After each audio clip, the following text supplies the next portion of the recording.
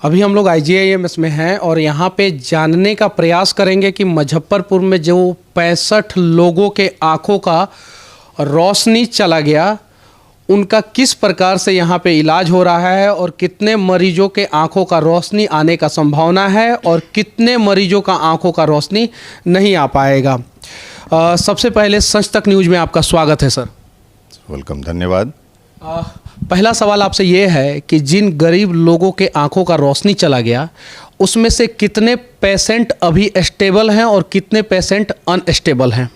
देखिए, हमारे पास करीबन 19 पेशेंट अभी एडमिटेड हैं और उनमें से 6 लोगों को डिस्चार्ज किया गया है। आए तो वो लोग थे बड़े बुरे हालत में और जितनी संभव कोशिश हो सकती है हम लोगों ने की है।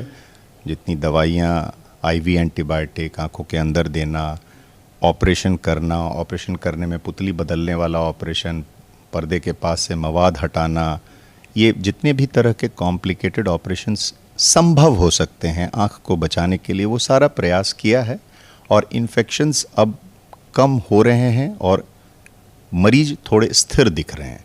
तो वैसी परिस्थिति में हम लोगों ने 6 पेशेंट्स को डिस्चार्ज किया है।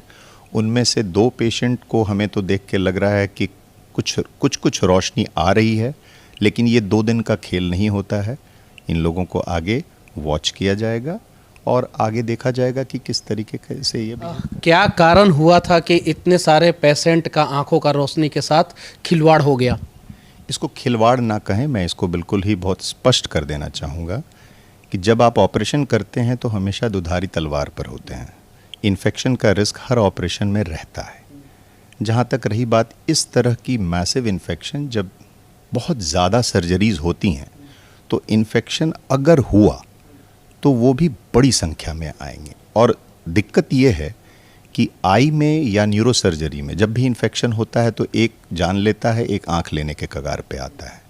दूसरा ये कि जब इन्फेक्शन करने वाली जो कहा जा रहा है कि इन्फेक्टेड दवा उनके आंखों में डाला गया, इसकी क्या सच्चाई है? इन्फेक्टेड दवा नहीं, जैसे बहुत सारी चीज़ें आँखों के ऑपरेशन के दरमियान स्टरलाइज्ड आते हैं। जैसे आप रिंगर लैक्टेट होता है जो आँखों के अंदर वो फ्लूइड यूज़ होती है, तो कई बार वो बैचेस में ग्रोथ आते हैं जो आपको कई बार बाहर से नहीं दिखता, वो बैच के बैच होते हैं। तो ऐसी संभावनाएं होती हैं। बहुत तरह के और भी चीज़ें यूज़ की जाती हैं सर्जरी के दरमियान, कोई अलग से नहीं, सारे पैक। इस लापरवाही के लिए कौन है जिम्मेवार? इसमें लापरवाही को नहीं देखा जाएगा, इसमें इस चीज़ को, इसको ऐसे कहें कि ये चेक सिस्टम देखा जाता है कि आपका स्टरलाइजेशन चेक, लेकिन ऐसे हादसे होते हैं। अभी तक पूरे हिंदुस्तान में 65 लोगों का आंखों का रोशनी एक साथ नहीं गया है और किसी भी अस्पताल में इस प्रकार का इतना मतलब कि नंबर में जो है ना वो आंकड़ा नहीं आया। इस पे क्या कहना चाहते हैं? अभी रिसेंट पास्ट में आपको ऐसा लग रहा हो कि नहीं है, लेकिन इसको हम लोग क्लस्टर एंडोफ्थेल्माइटिस बोलते हैं। इकट्ठे अगर 5 से ज़्यादा इस तरह के इन्फेक्शन आते हैं तो क्लस्टर, ये चीज़ का एक प्रोटोकॉल बना हुआ है। कैंप्स वगैरह या ज़्यादातर में इस तरह की चीज़ें आती हैं, तभी ये टर्म बनी हुई है क्लस्टर एंडोफ्थेल्माइटिस। ये अब जैसे जैसे नंबर ऑफ़ सर्जरीज़ बढ़ते हैं कैंप्स में, तो कुछ अब अधिक सावधानियाँ, डबल क्रॉस चेक की दिशा में जाना पड़ेगा। लेकिन ये हादसा है, इसको मैं इतना ही कहूँगा, ये हादसा किसी भी डॉक्टर के लिए एक। सरकार के द्वारा अब इन पेशेंट को क्या मदद मिलेगा? सरकार तो पहले दिन से मुझे लग रहा है कि जितनी दवाइयाँ यहाँ पर दी गई हैं और जो अभी इनके साथ इंटरवेंशन हुआ है, मैं तो कहूँगा सरकार ने बहुत बड़ा कदम उठाया। एक कड़वा सवाल पूछूंगा सर कि आप एक अच्छे डॉक्टर हैं और बहुत सारे लोगों के आंखों का रोशनी बचाने का प्रयास कर रहे हैं, शायद उम्मीद है कि आप इस सवाल का जवाब देंगे। नीतीश कुमार जी अपने आंखों का इलाज कराने दिल्ली गए थे, IGIMS क्यों नहीं आए? वो उनका पर्सनल चॉइस है। मैं तो ये कहूँगा सारी सुविधाओं के साथ हमारा हॉस्पिटल भी लैस है। देखिए, वह एक ना चाहते हुए भी बहुत कुछ इन्होंने कह दिया है कि सारे सुविधाओं के साथ IGIMS लैस है।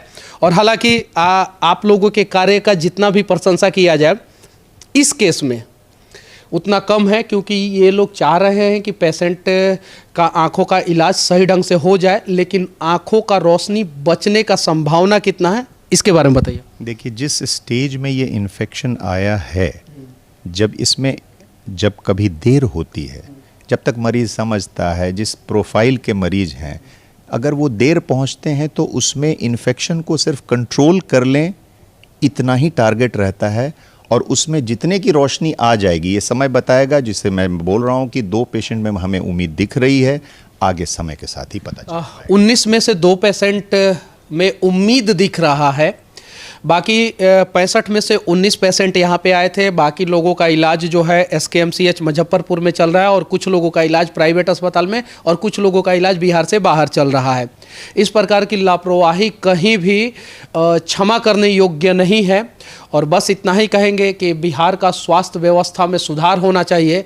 और मैं दावे के साथ कह सकता हूं कि ये केंद्र सरकार के द्वारा चलाया जा रहा सबसे बड़ा बिहार का स्वास्थ्य संस्थान है, और यहाँ पे पेशेंट के हिसाब से डॉक्टरों की कमी है शायद से।